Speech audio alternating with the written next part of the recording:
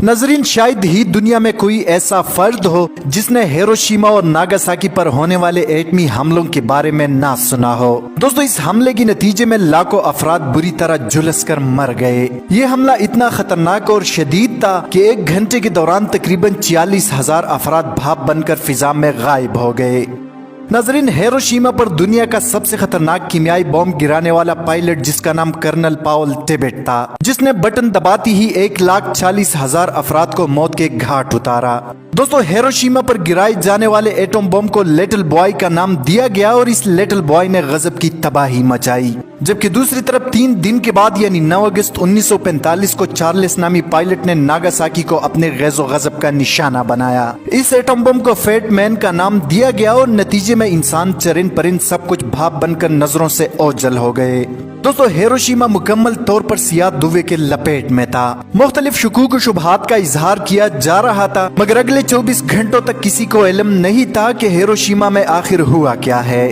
دوستو، اس مقصد کے لیے جاپانی ایئر فورس نے جب دور دراز علاقوں سے فضائی نگرانی شروع کی تو پتہ چلا کہ شہر مکمل طور پر تباہ ہو چکا ہے۔ ناظرین، ان حملوں کے نتیجے میں لاکھوں لوگ جہاں موت کے آغوش میں چلے گئے تو دوسری طرف ایک ایسا خوش نصیب بھی تھا جس نے نہ صرف ہیروشیما بلکہ ناگاساکی پر حملے کا خوفناک منظر بھی دیکھا۔ اس لیے تو کہتے ہیں کہ جسے اللہ رکھے اسے کون چکھے۔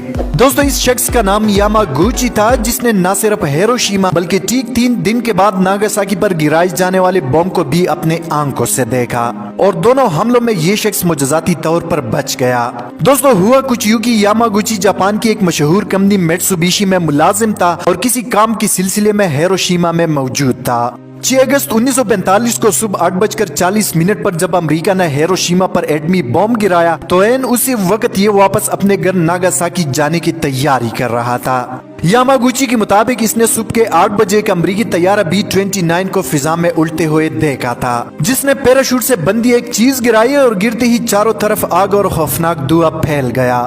ناظرین، یاماگوچی دھماکے سے بچنے کے لیے فوراً زمین پر لیٹا، لیکن دھماکے سے آنے والے شاک ویوز نے اسے زمین سے اٹھا کر کئی 100 فٹ دور آلووں کی کھیتوں میں پھینک دیا۔ دوستو، حیرت کی بات یہ ہے کہ اس پورے عرصے میں یہ دھماکے کی مرکزی جگہ جس کو گراؤنڈ زیرو B کہا جاتا ہے سے صرف 2-2.5 میل دور تھا۔ دوستو، یاماگوچی کو اپنے جسم پر شدید جلنے کا احساس ہو رہا تھا۔ اس نے فوراً نرم زمین میں اپنے لیے گھڑا کھودا اور اگلے 5 گھنٹے تک اسی میں لیٹا رہا، جس کی وجہ سے یہ شدید تابکاری سے محفوظ رہا۔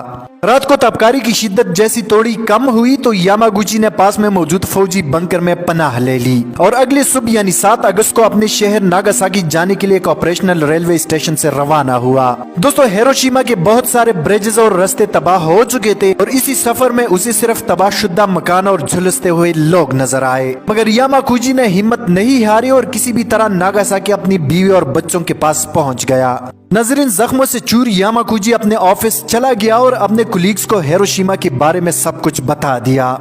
جیسے یاماگوچی نے اپنے آفس میں اپنی رودات سنائے اور ہیروشیما کے بارے میں بتایا تو سب نے اس کا مذاق اڑایا اور کہا کہ ایک چھوٹا سا بم پورے شہر کو کیسے تباہ کر سکتا ہے۔ وہ کسی بھی طرح سے یاماگوچی کی باتوں پر اعتبار نہیں کر رہے تھے کہ اچانک 9 اگست 1945 کو صبح کے 11 بجے ایک اور شدید دھماکہ ہوا۔ امریکہ اپنا دوسرا حملہ ناگاساکی پر کر چکا تھا اور یہ ایٹم بم ہیروشیما پر گرائے جانے والے بم سے کئی زیادہ خطرناک اور طاقتور تھا۔ دوستو، اس بار بھی یاماگوچی کی قسمت نے اس کا ساتھ دیا اور اس حملے میں بھی بالکل محفوظ رہا۔ یاماگوچی کو اپنی فیملی کی فکر ہو رہی تھی، اس لیے وہ بھاگتے ہوئے اپنے گھر چلا گیا۔ اس کا گھر مکمل طور پر تباہ ہو چکا تھا اور کوئی مدد کے لیے موجود نہیں تھا۔ یاماگوچی اگرچہ زندہ تھا لیکن تابکاری نے اس کا پیچھا نہیں چھوڑا۔ اس کے سر کے بال مکمل طور پر گر گئے اور کئی بیماریوں نے اسے گھیر لیا۔ یاماگوچی مزید ایک ہفتے تک ایک فوجی بنکر میں رہا اور دھیرے دھیرے صحت مند ہونے لگا اور اس کے بعد ایک ٹیچر کی حیثیت سے اسکول میں ملازمت بھی اختیار کی۔ ناظرین، جاپنیز گورنمنٹ کی طرف سے یاماگوچی کو ٹوائسٹ بوم پرسن کا خطاب بھی ملا۔ ناظرین، یہ پراسرار انسان سن 2010 میں 93 برس کی عمر میں انتقال ہوا اور ایٹم بم کو شکست دینے والا یاماگوچی کینسر جیسی خطرناک مرض سے زندگی کی بازی ہار گیا۔ دوستو، آج کی ویڈیو میں اتنا ہی۔ مزید اس طرح کی معلوماتی ویڈیوز کے لیے ہمارے چینل اردو ٹائم لائن کو سبسکرائب کرنا مت بھولیے۔ حفیظ الرحمان کو دیجیے اجازت، اپنا بہت سارا خیال رکھیں۔ اللہ حافظ۔